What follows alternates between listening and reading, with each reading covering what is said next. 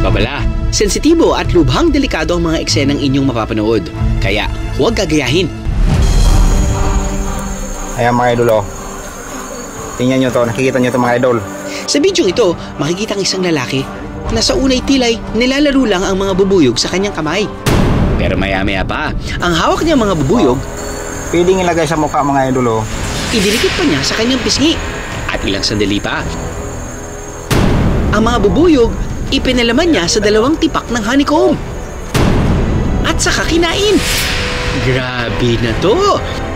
Nakakatakot po yung ginagawa niya. Hindi ko kakayanin po kumain po ng mga ganon.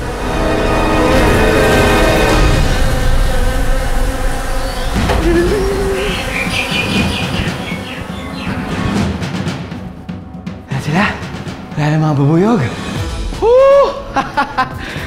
Ay, nako. Ang mga bubuyog, isa rin sa iniiwasang insekto dahil sa masakit itong sting. Pero mukhang mga bubuyog yata ang dapat umiwas sa lalaking nakilala namin. Ang lalaking kumain ng mga bubuyog nahanap namin sa Jovelar sa Albay. Siya si Gemini Obispo, 40 taong gulang, isang magsasaka. Ang pagkain ng bubuyog, ang isa raw talaga sa mga plano niyang gawin noong araw na yon. Kaya naisipan kong yung mga bubuyog ang i-content ko at kainin. Mga extreme na talaga yung simulan ko sa vlog na simula pa. Kaya yung bubuyog naman ang nasimpuan ko. Sa video, makikitang isinuksok ni Gemini sa isang punong kahoy na natumba. Paglabas ng kamay niya, may hawak na siyang isang dakot ng bubuyog. Nasa kamay ko na yung mga bubuyog, ramdam ko na parang mangangagat at siyempre lumilipad sila.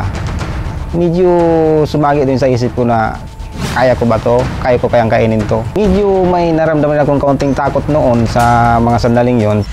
Ilang sandali pa, idinikit na ni Gemini ang mga bubuyog sa kanyang pisngi. Anong trip ba yan, Gemini? Makikiliti ka talaga. Hindi nyo kakayanin ng mga susunod na pangyayari. Kumuha si Gemini ng 2 piraso ng honeycomb. Dito niya ipinalamaan ang mga bubuyog. At parang kaswal lang na minukbang ang mga ito.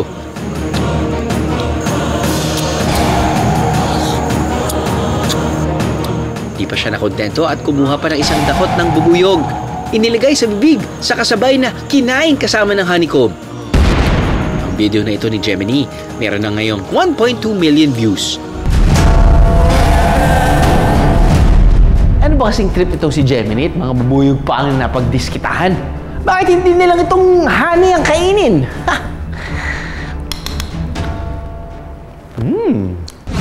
Ang honeybee ay isang klase ng insekto.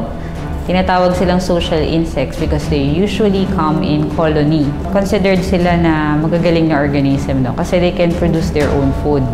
Yung kanilang honey na ginagawa, pagkain nila yon galing sa sarili nilang production. Ang honey o pulot, ang matamis na liquid na gawa ng honeybees mula sa nectar ng mga bulaklak.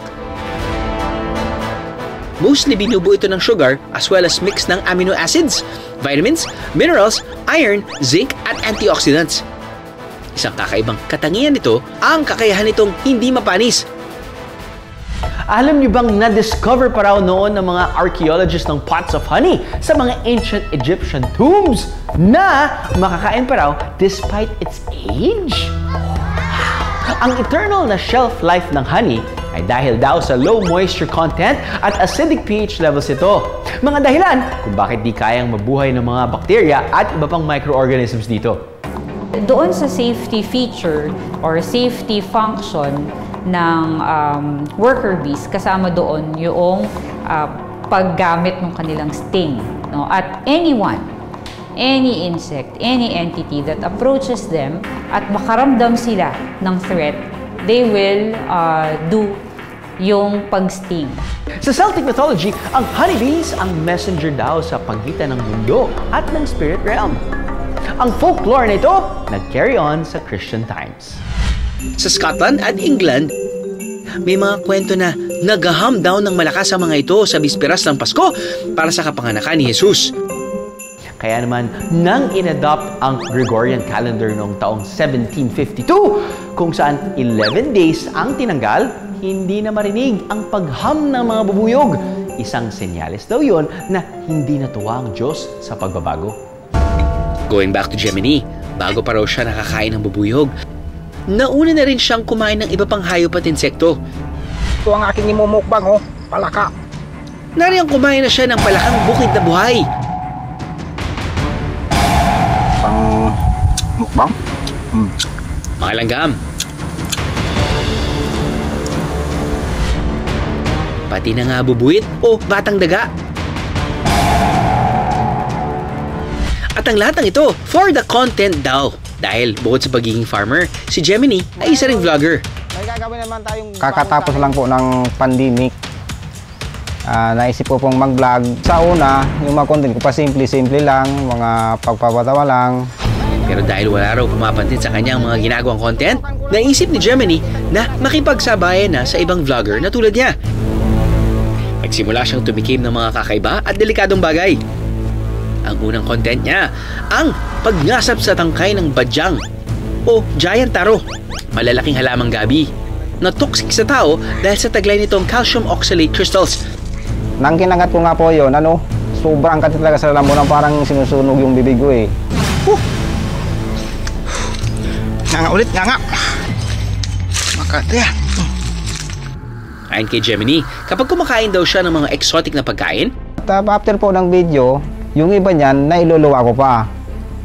Pero hindi natin maiwasan na walang bakas. Pero talagang ninulunok po talaga yan.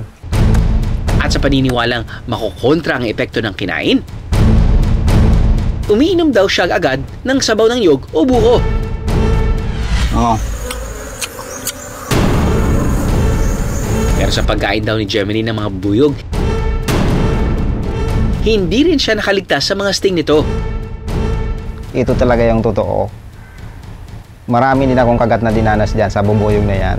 Pati yung ngalangalan ko po, medyo natadtad rin. Pero nasa video pa eh. Kaya hindi ko pinapalata na sobrang hirap talaga ng video yung gawin. Yung kamay ko rin medyo natadtad rin ng kagat ng bubuyog at namagarin yung tatlong daliri ko.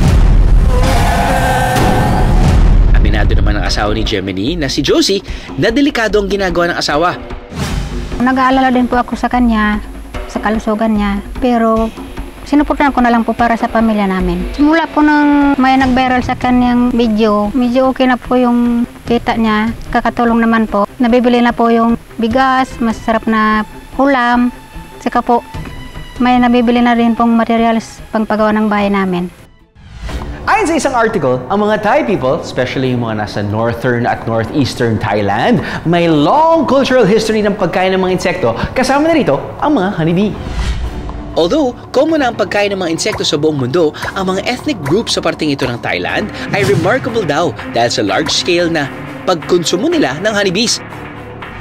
Ang bees at wasp daw ang most important insektong kinakain sa northern Thailand. Yung piniprepare sa Thailand na pagkain, no? These are larvae or pupa stages ng honeybee. Ito ay nag-undergo muna ng preparation, either by roasting or piniprito. At itong preparation na ito ay nagkakaroon ng significant na reduction noong apitoxin na kasama doon sa ang apitoxin, ito yung kumbaga venom na nandoon sa sting. Kung mali ang pagkain ng ganitong uri ng insekto, ano naman kaya ang pwedeng mangyari sa taong kumain ito? For one, mai-inject yung venom na nakakalason nga. Two, yung mga sugat na binigay neto sa kanya, pwedeng maging infected, pwedeng ma-infect. Now, yung death from bee venom, depende yan sa dami ng sting. Usually, isa lang sting, walang problema yun, malalabanan ng tao, ng adult. Ang problema, if you are highly allergic to the venom, kahit isang bee sting, kung highly allergic ka, pwede kang mamatay agad due to anaphylaxis, anaphylactic shock. Dun sa pagkain niya ng bee, pangontra niya yung buko juice. For one, yung venom, mapupunta yun directly sa blood niya. no? Yung buko juice, dadaan muna sa tiyan niya yun. Hindi naman pangontra yun sa venom, yung buko juice. Ang pinakamahalagang dapat nating malaman ay may ginagampan ng papel ang mga bubuyog sa ating ecosystem. Tinaguri ang most important living species ang mga bubuyog dahil 70% ng agrikultura ng buong mundo nakasalalay sa mga ito.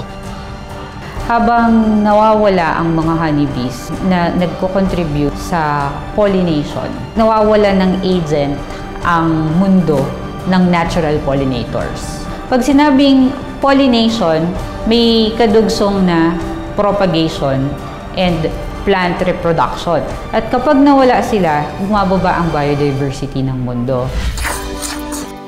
Matapos makilala si Gemini sa kanyang mga naunang viral video, bumalik na raw siya sa pagko-content ng mga ordinaryong pagkain. Masasabi ko lang sa mga nagpa-vlogs po dyan, yung mga gusto pang maging content creator, mas mainam po na huwag nyo nang tularan itong mga video kong stream. Pwedeng ilagay sa mukha mga idolo. Maraming pwedeng ibida sa social media. At kabilang na dyan, ang mga bubuyog. Let's be good at protektahan na lang ang mga bubuyog.